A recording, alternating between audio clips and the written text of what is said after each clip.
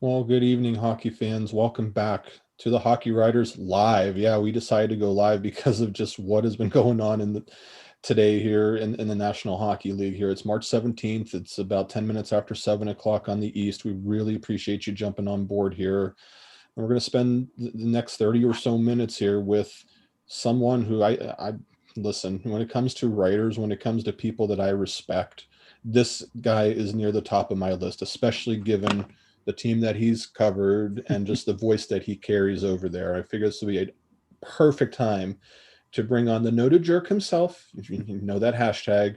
But Joe Yerdon's here with us tonight. Joe, welcome to Hockey Writers Live.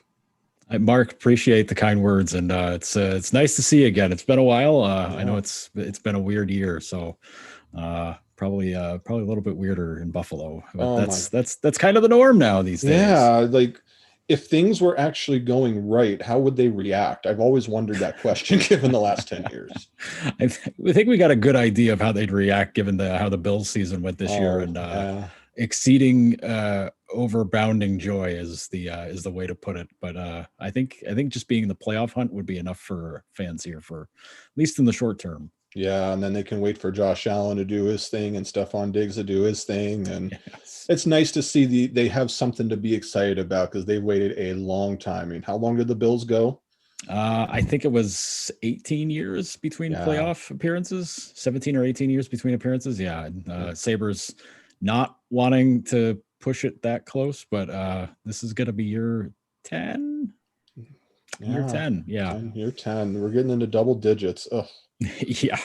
I think that breaks an NHL record too. So that's a more dubious distinction for the franchise. First team to finish 31st place, and now they're going to be the sole owners of going 10 straight years without a playoff spot.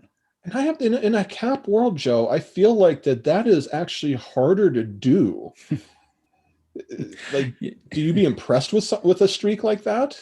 It's the wrong kind of being impressed. That's for sure. I mean, Edmonton made a good run at it with their futility, but Connor McDavid made sure that they got to the playoffs at least one season. So they got that going for them. I mean, they got to the bubble last year too, which is more than what Buffalo could say. Even though Buffalo could flip one win and one loss for a win in regulation, and they would have gone to. And even for them, that would have been big. Is it something small, something to build on? And now you have Taylor Hall. And I just wonder, is that the key to the number one pick? Well, I guess we'll get to find out if they end up trading him by the deadline. Yep. I'll have to wonder if that luck wears off come lottery time, or if it sticks with the team. I'm not sure. I'm not sure the laws of Hall in this case, because obviously he's shown enough of it with Edmonton, and then again with New Jersey, which is just stunning. But yeah, I know it. But of all the years for Buffalo to be this bad and to be already thinking lottery, it's probably one of the weakest first round draft classes in a while. So not the year to be bottoming out. No, it's definitely not. And ultimately, Sabres fans want something to hold on to. Like, I could try like Dylan Cousins. I'm a big fan of Dylan Cousins. I can't wait to see what he becomes. I know the opinions out there on Jack Quinn, but obviously they have a lot of years to go before they really do something. But it's what's on this current team now that's going to be so super interesting. And I guess we'll just jump right into this, Joe. I guess why now? Like, they could have done it at any point. They know things weren't working. You knew it was going to come at some point. Can you kind of give a reason, like maybe why now was the time, and maybe not wait till the end of the season, or maybe not do it earlier? Well, now is a bit perplexing, because I think you could have argued 2 weeks ago would have been just as fine. I think after you saw what happened and how the way the team played after Skinner got back in the lineup, and then once, I mean, Eichel gets hurt, so I guess that maybe you're just kind of like, well, let's see how the team rebounds from that. But I think given all those things, you could have pulled the chute then, and everything would have made sense, and everybody would have said, yeah, no, this checks out.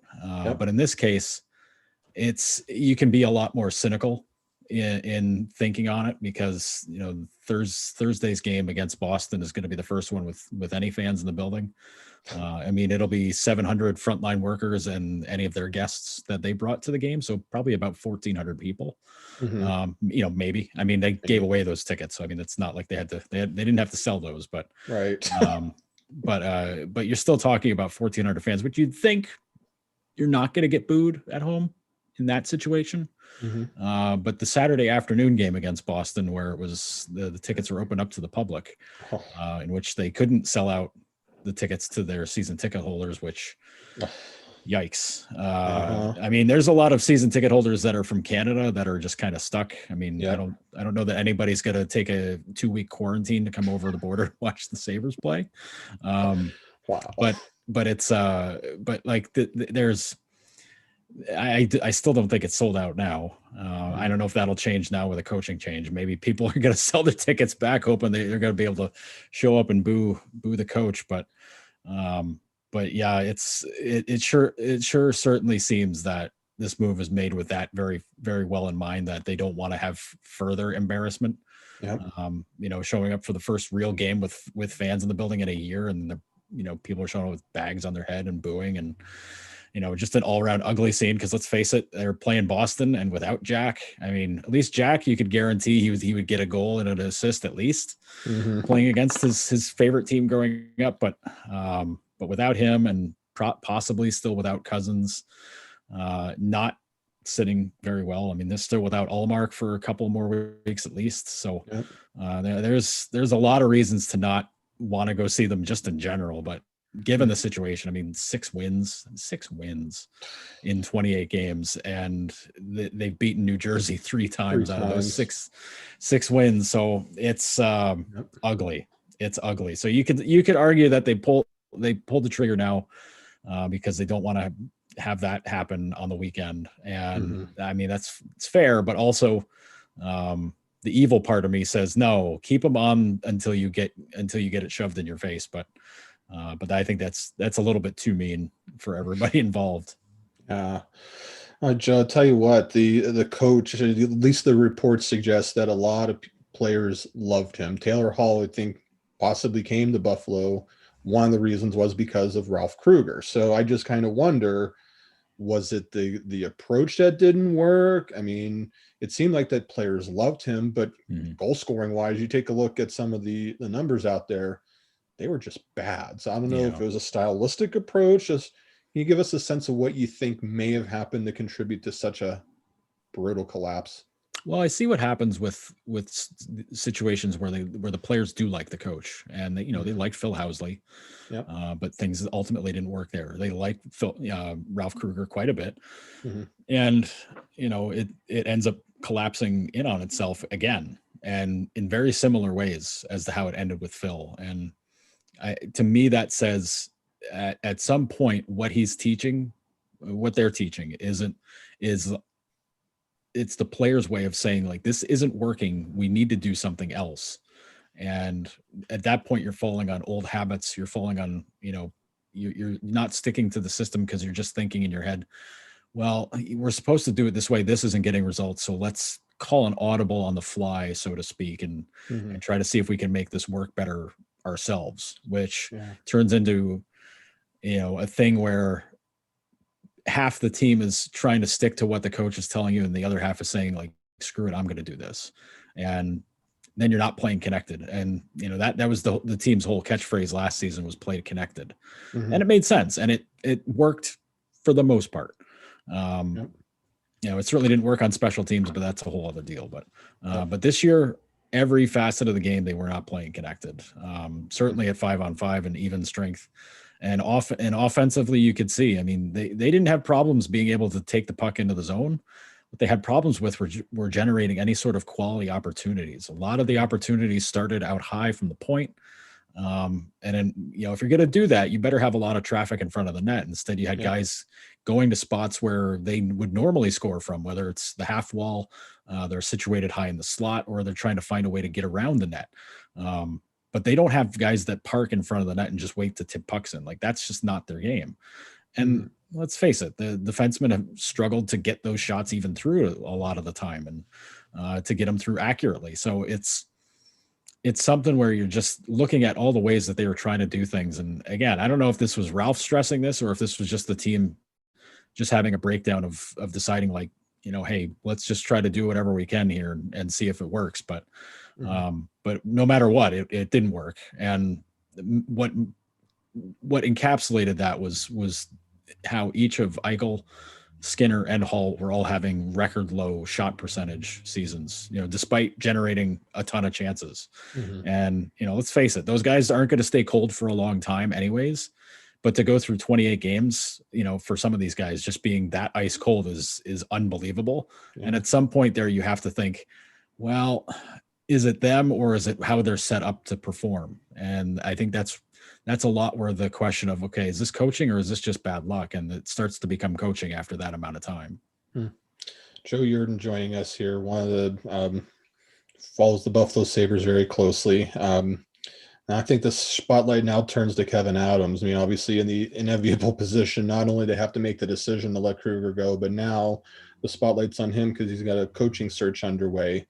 Is there a particular type of coach, Joe, that you think the Sabres need at this point? I think I saw something today that Bet Online had Torts be the leading candidate to be the full-time coach in Buffalo, where in a weird sort of way, it's the last year in his contract in Columbus. If he doesn't re-up there and he still wants to coach, he can change cultures. He did that in Columbus. I could totally see him trying to do that there. But what do you think they need at this point? Well, the Torts one's funny because it's also a throwback to his earlier days of being an assistant in Buffalo, and coaching in Rochester. So it's the old familiar face kind of thing that happens with Buffalo a lot, where it's like, hey, this guy was here before. He gets what it's like here. And so I think that's totally where that stems from. And, and also people thinking that the Sabres need somebody to kick him in the ass repeatedly to get it together. So I understand where that's coming from, but I don't think that's the right guy necessarily. I mean, I can and I can't, but it's tough for me to see that really totally working because that's such a drastic personality difference. And the Sabres, for all their coaching choices, they've tried every single type of coach you can imagine. They've gone the unknown route with Ron Ralston. Granted, that's, that we're going way back in the day now, but way back in the day to 13, 14. But, they tried that with Ralston. They went back to the well with Ted Nolan. That was Pat LaFontaine bringing him in. And, Ted was just kind of put there to steer the ship while they ran it into the rocks to make a run at McDavid and Eichel. And then, they get Dan Bilesma because they didn't get Mike Babcock. And, that was the right idea. Get a Stanley Cup winning coach who's got some credibility to him to take the team into the direction that you want to go after you draft Eichel. And, then they get Ryan O'Reilly and Kane and Leonard and all those guys. And you're thinking like, okay, this is going to be our jumping off point. And didn't work. The players ended up not liking Bilesma at all by the end of it. So that's how that happens. And then you go with Phil Housley, who, again, I get it, red hot after Nashville goes to the Cup final, as their assistant coach. And you're thinking, well, he's going to be a head coach for somebody. Well, hey, look at this. His old team needs a new head coach. This is the perfect timing for it. And, personality wise, the right picks, especially after Bilesma. Coaching wise, maybe his systems weren't right. He wanted to play some run and gun hockey, which is fun. Don't get me wrong. It was fun, but it was way too up and down and the Sabres were too weak defensively and it just ultimately didn't work. And then, now you go with Ralph, and it was an outside the box choice for Jason Botterill, but it was Botterill picking somebody that he knew so well that he knew that was going to be his last opportunity to pick a coach. He picked Housley.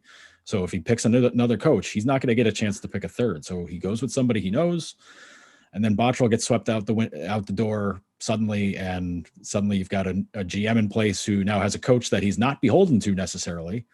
And if it's not working, he doesn't have any qualms about letting him go. Now, granted, ownership can have their say and say, listen, we don't want to pay this guy, almost $4 million to go back home. But they did because they had to. You can't lose 12 games in a row without that. Now, that's a long-winded way to get to where I'm saying who's the best for the next fit.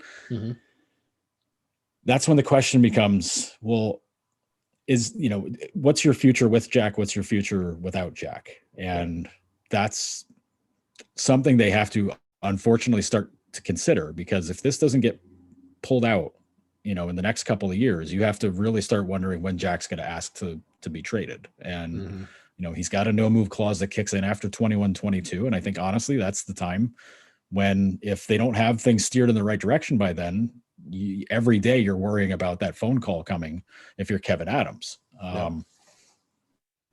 Now, to me, if you're going to try to alleviate that, you need somebody that either can be a total control guy, or is somebody that can be a proven guy that can get results at the pro level.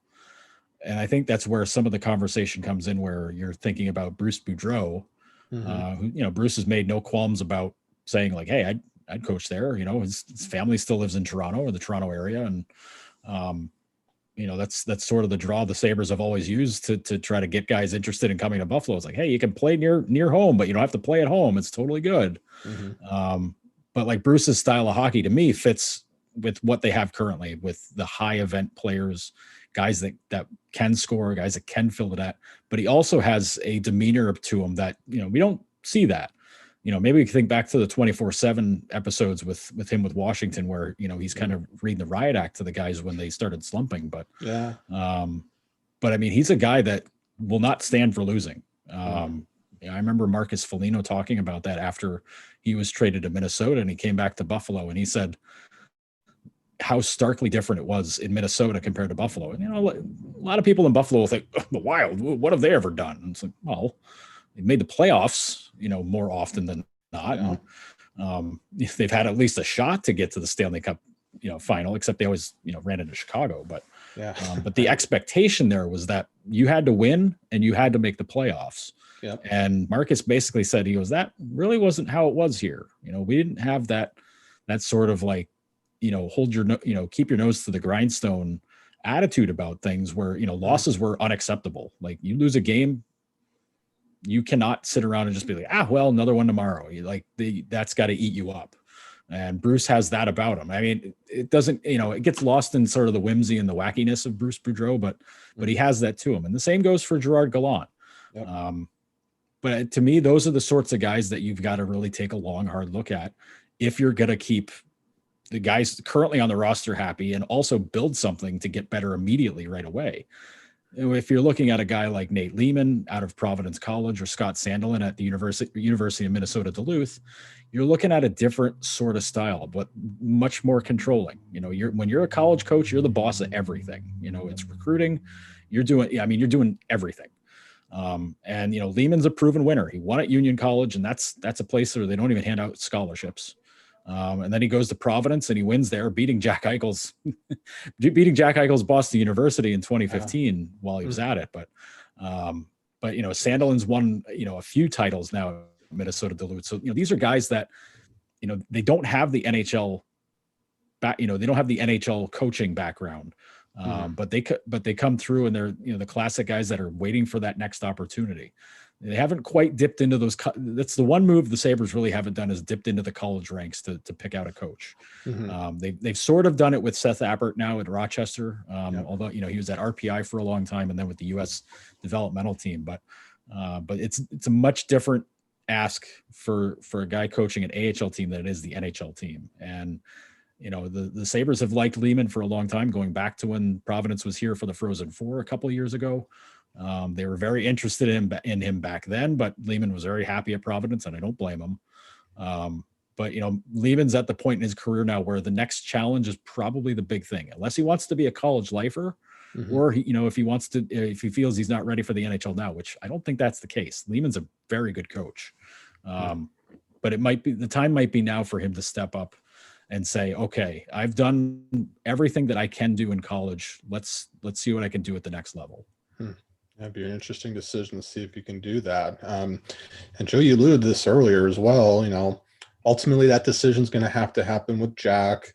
There's a couple other players on the roster. Jack's obviously injured at the moment, but you said Taylor Hall earlier. I think of a guy like Eric Stahl. He probably wants to have a chance to win the cup at some point. Guy like Sam Reinhart has kind of been a little bit up and down, heard name and rumors and stuff like that. Do you see a huge fire sale coming right off the bat here, or kind of a more Obviously, a few players are probably going to go, but maybe a more wait and see approach, especially, once the coach is in, they determine what Jack wants to do, that sort of thing. Like, how worried should Buffalo fan be of the possibility of losing Jack Eichel, though? I think you don't really have to start worrying about that until at some point next year. Okay. I think firing Ralph now and whoever you bring in a coach, I think that slows down that. I think that puts some water on that fire for now. Just because, I mean, Jack's hurt, first of all. Yep. But once you get a new coach in there, and that's, it's no slight to Don Granato, but I mean, he's the interim. I don't imagine he'll be the full-time guy, but once you get a new guy in place, I think that's an opportunity for Jack and everybody involved with him to see if this is going to be the way. And I think that puts a lot of stress on Adams to make sure he does get the right guy too. But I mean, he's had that stress since the second he was hired, because the looming Jack question was going to be on the horizon at some point if things didn't get right. I'm just sure that everybody involved didn't think that it was going to be this bad immediately, that there was going to be no sign of hope right off the bat. But when it comes to guys like Taylor Hall and Brandon Montour and Eric Stahl, who are UFAs to be this summer, I think with Stahl and Montour, Montour's been kind of available now for over a year, I would say. I think going back to even last year, I think you could have gotten him in a trade had there been one to work out. It's just that with Bottrell in charge, he's the guy that made the trade for him. So, he gave up a prospect and a first. So if you're going to make a trade for him, he's going to try to get some of that back. So that makes it a little tougher. Adams can just say, listen, this isn't working here.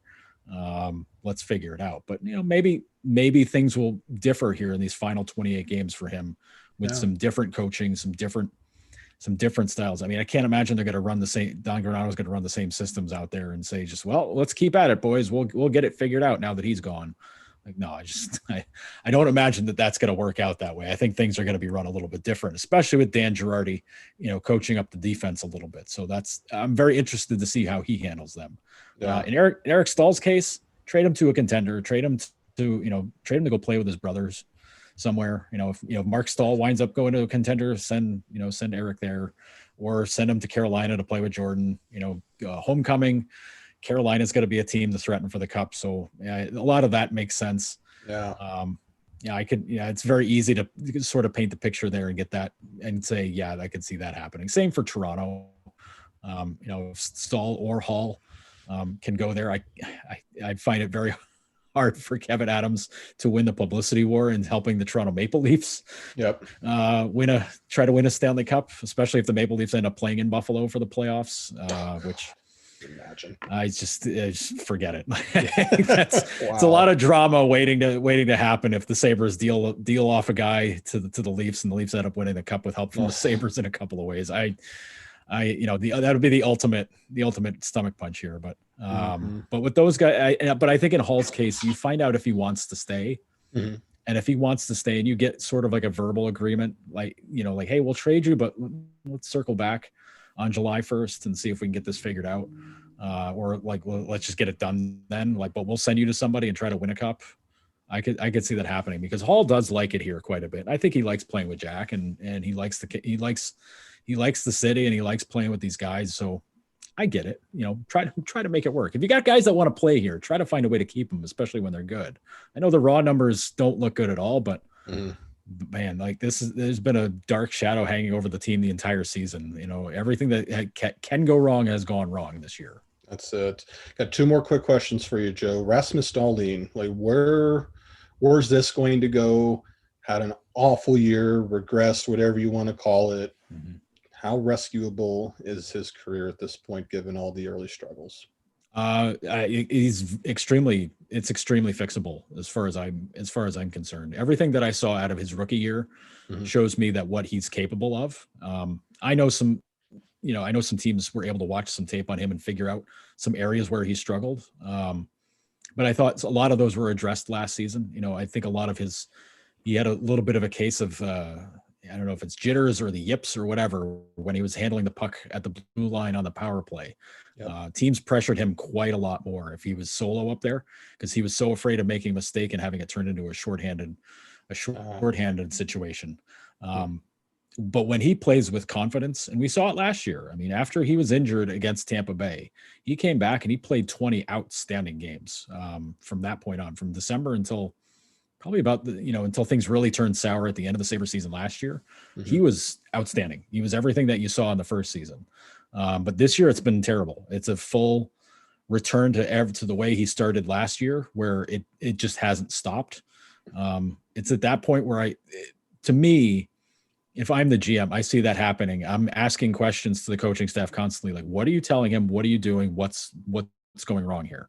And if I don't get the answers I like, it's like, well, if you don't figure it out, we're going to get some people in here who are going to, because he's too important. And I think that's why I've held off on, saying bust or, he just stinks now. Like with Smith and Krueger in charge, I can't further try to figure him out.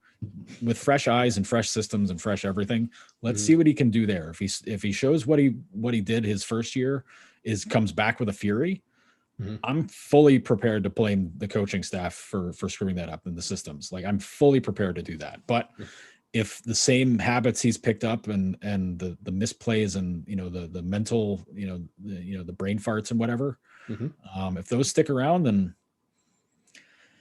I don't know. That's suddenly the Sabres are painted in the same corner they put themselves into with Ristolainen, where they're like, but we've seen the good stuff. We can't get rid of him. He's too capable of turning it around.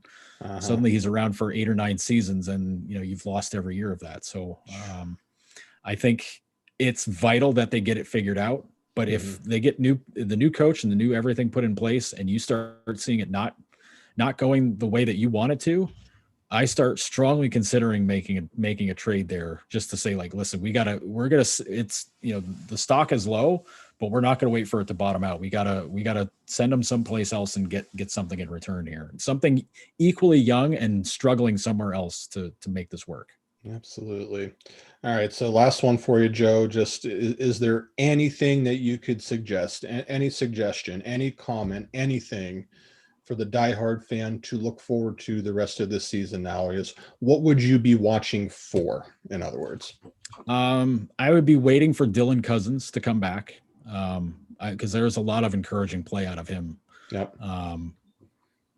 Right before he was put out of the lineup. I love the way he played in the game where he was centering Hall and Reinhart. Absolutely love the way he played. I think he's shown a sort of veteran edge to his play all year. I mean, obviously, he has that fight with Lindgren in the Rangers game, and people were ready to put the captaincy on him, which, I mean, that's craziness. But it was a spark at a time when there was no fire at all from the team. So I understand it. But he's a guy that's worth watching. If Mac comes back, I want to see how he looks. And with just different coaches in play and hoping that things are going to be a different setup.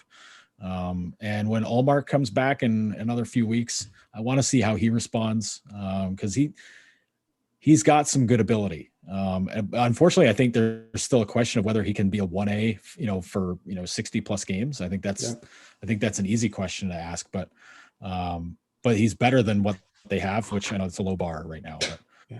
But he's proven that he's very capable. So I want to see more out of him.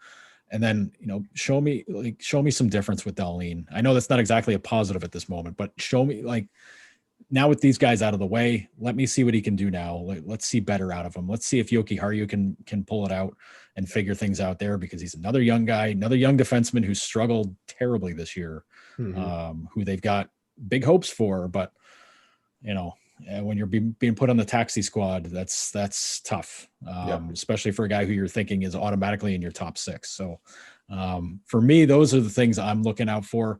I would love to see a guy like Arttu Ruotsalainen come up from Rochester once Rochester's in the clear from COVID. He's a guy I want to see. They've got CJ Smith on their taxi squad. Let's see him play some freaking NHL games finally, instead of just saying, like, oh, he's really good in Rochester, but I don't know if he can crack our lineup. Bogus. He can crack the lineup. We know he can. Right. The team's not good enough, so you can't say he can't replace anybody. So give him a look and see what you got, because they're the worst team in the league. They're out of the playoff hunt already. Like, let's just see what you can do, and just see what's worth keeping around for next year. Absolutely. Well, this is really good stuff, Joe. Just fans, make sure you follow him on Twitter at Joe Yerdon. I know he still does a couple things here or there, which is very encouraging to see, but it's his element doing hockey. He's one of the best in Buffalo. Joe, really appreciate the time bringing some light to all this. Thank you very much. We look forward to seeing you down the road. Thanks so much for having me, Mark. This is fun and good to see you and good to talk to you again. Good to talk to you as well, Joe. Thank you so much. Well, fans, Joe Yerdon, listen, I know there's a lot of stuff to digest with this, whether you think about what happened with Krueger today, should they have done it before? Should they maybe have waited at the end of the year? I mean, that something had to happen, and God, you just have to feel for Sabre fan. I mean, 10 years going of playoff futility, not being able to make it in, but at least they didn't lose to a 42-year-old Zamboni driver. So at least they do have that going for them. Sorry, I had to kind of build them up a little bit, but just make sure that you hit that like button on Facebook. Make sure you hit subscribe on YouTube. You will not miss any of our interviews. We appreciate Joe, and we appreciate everyone that we get to come on this show, to be able to talk hockey. And he's one of the best. So, definitely support him, follow him out there, and can't wait to see him back full time soon. So let's transition into the second half of our show live. We're going to have a Boston Bruins panel tonight, and we're going to welcome them in one at a time here. So let us start with our Hannah Garfield. Hello, Hannah. Welcome to the Hockey Writers Live. And through the magic of technology, we will get her in shortly. And also Scott Roche is going to join us, and Alec Rudolph. Hello, Hannah. Welcome. Hi, thanks for having me. Appreciate you coming on board here. And Scott Roche is joining us tonight. Hello, Scott. Hello, Mark. Thanks for having me. Appreciate your time as well. And Alec Rudolph is also joining us to complete the panel. Hello, Alec. Welcome to the Hockey Writers Live. We appreciate you joining us. Hey, Mark. Happy to be on here. And I appreciate all your time tonight. So, Hannah, I'm going to start with you on this one here because, the Bruins, I mean, man, played the Penguins a couple games, went with a win and then a loss. And a quick look at the standings, they're in a playoff position. But, boy, the Flyers are right there, not that far behind with some games in hand. So, just jump right into this.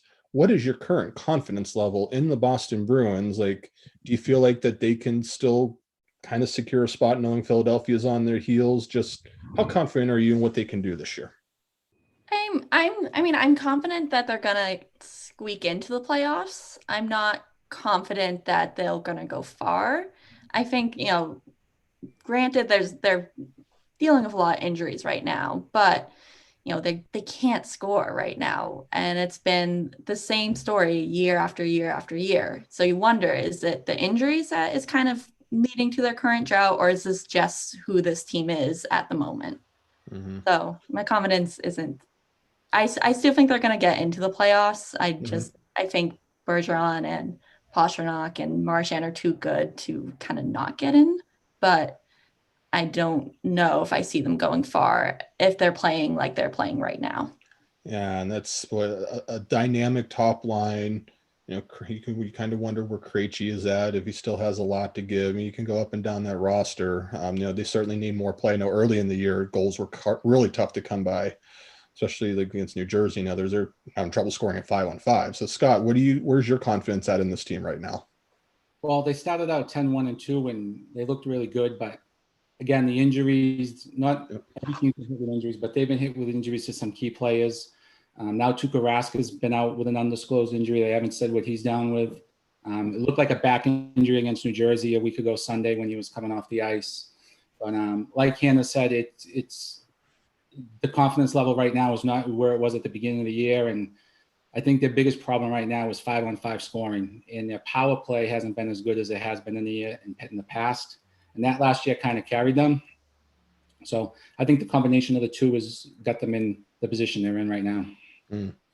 Alec, you get the final word on the confidence level you've got in the Bruins. Yeah, I'm going to have to agree.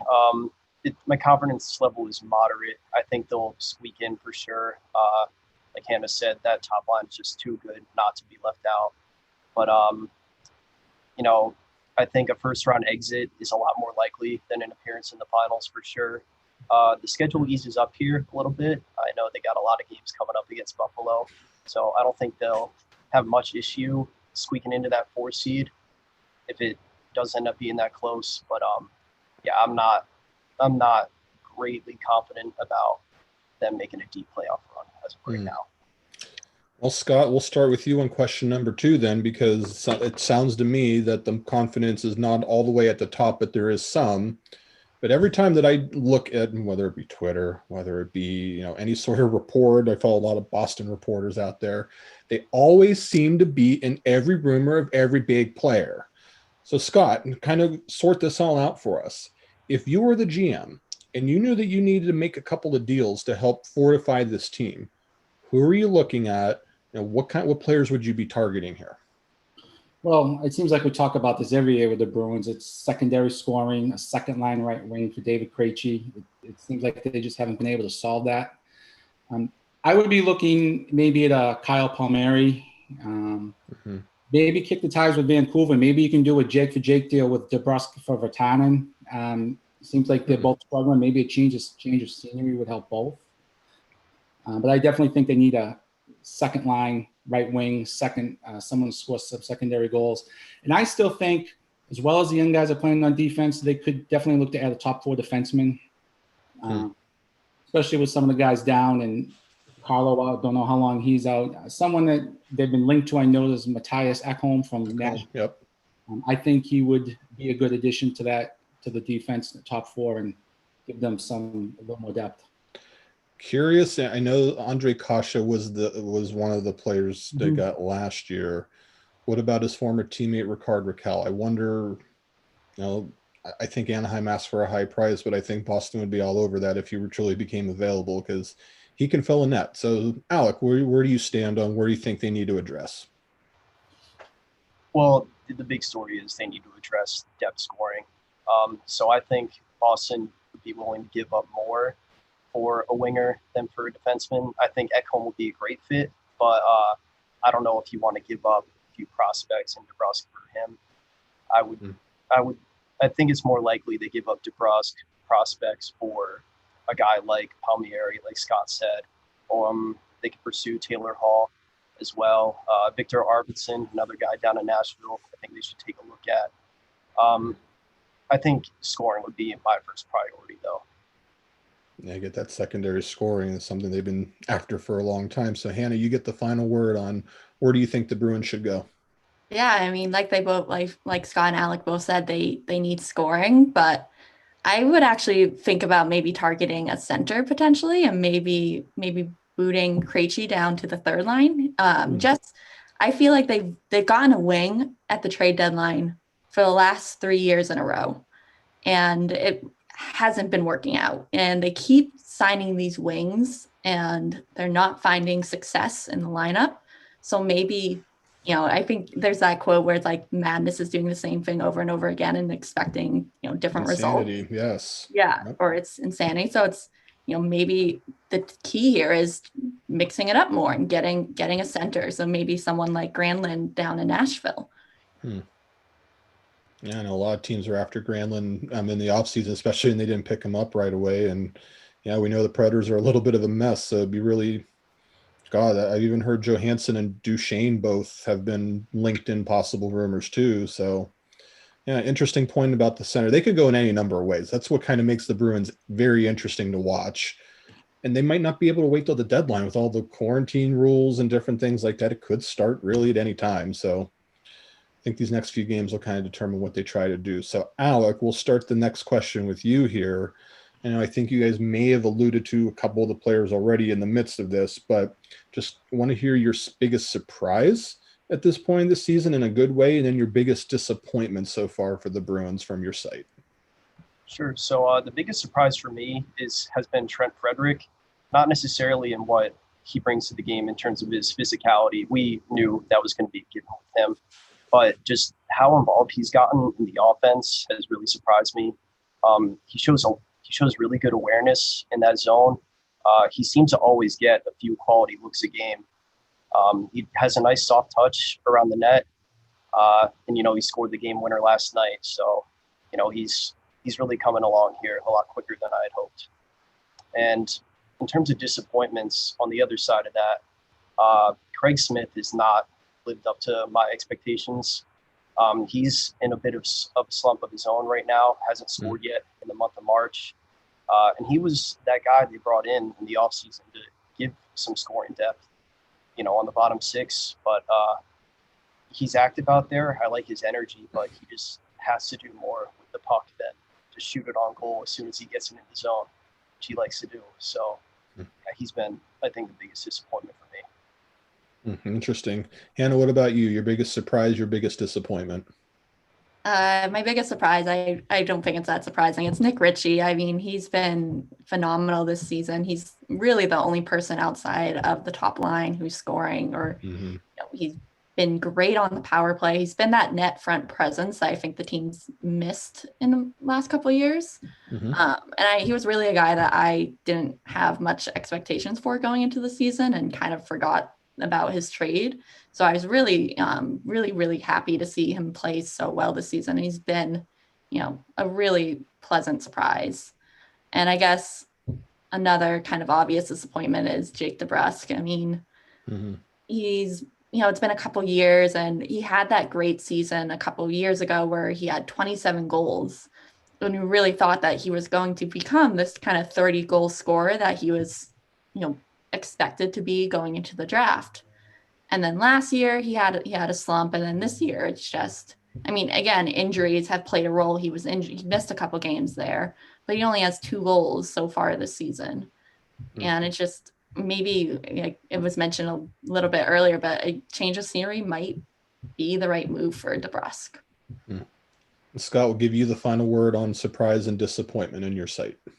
Well, I would go with one of my biggest surprises is Jakub Zboril on defense. When they let Chara and Krug go on free agency, they were going younger on the blue line, and he won a spot out of training camp with Kevin Miller on the third pairing. And he's been playing well. He's moves the puck well. He's not afraid to rush up in the offense.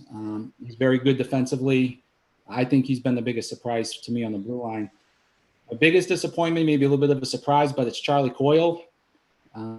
He does have 5 goals, but recently he's really been a no-show in a lot of games. I think yesterday he had 2 shots on net. They might have been his first 2 shots on net in the last 5 or 6 games. Struggling like they are, they need more from the middle 6. And I'm not saying Charlie Coyle's going to light the lamp every night, but they need a little more production out of him and a little more awareness out of him than what they've been getting. Good picks, everybody. So if you're just tuning in here, about 10 minutes to 8 in the East, this is the Hockey Writers Live. Really appreciate you joining us here. It's March 17th. I'm your host, Mark Scheig, and tonight we have our Bruins panel, Hannah Garfield, Scott Roche, and Alec Rudolph joining us to talk all things Bruins. So just a few more questions for you. Hannah, we'll go back to you to start with this one. So, each alluded to it a little bit. Torrey Krug, no longer here. Zdeno Chara, no longer here.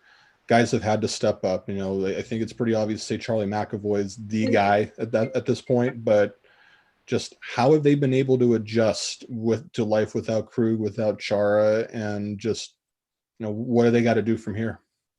Yeah, I mean, I think I was a little skeptical going into the season, letting Chara and Krug go and replacing them with kind of this young, unproven talent seemed, I know I was a little nervous about it, but I think they've actually done a lot better than I was expecting. Scott mentioned Zboril earlier. He's been really great this season. Lizotte was also, he was leading the team in penalty kill minutes per game before his injury. So obviously they're missing Chara's leadership presence because he was such a great, nobody has a bad thing to say about Chara from that locker room, really. So I think while they're missing his leadership presence, they're not necessarily missing him on the ice as much. And maybe if they're probably missing Krug a little bit more on the ice, because while McAvoy and Grzelcyk have both, become bigger points contributors this season, they're still not, Torrey Krug level yet, I would say.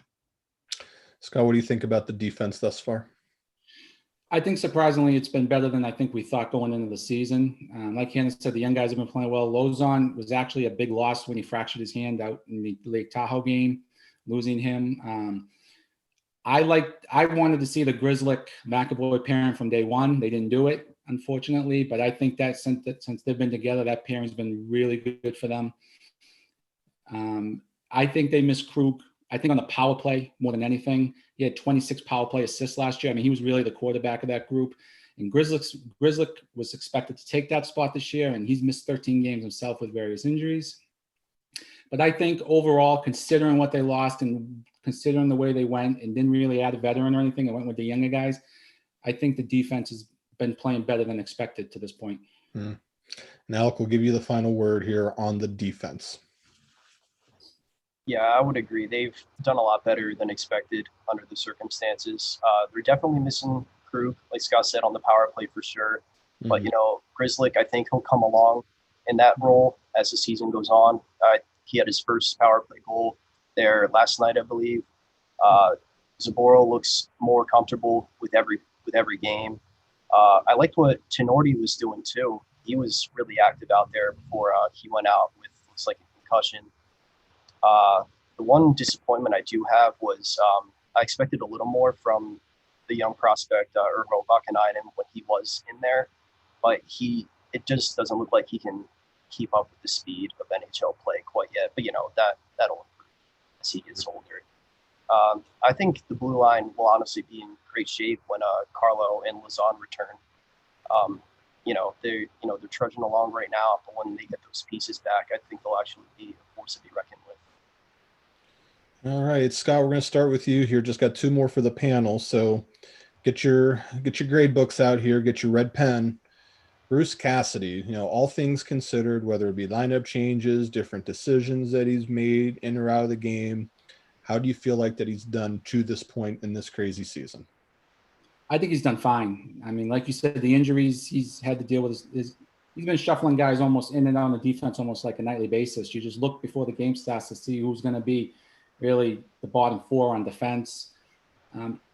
Recently, he's had a quick trigger finger with changing lines around when things haven't been going well with the struggling putting the puck in the net. He's moving guys up and down and around.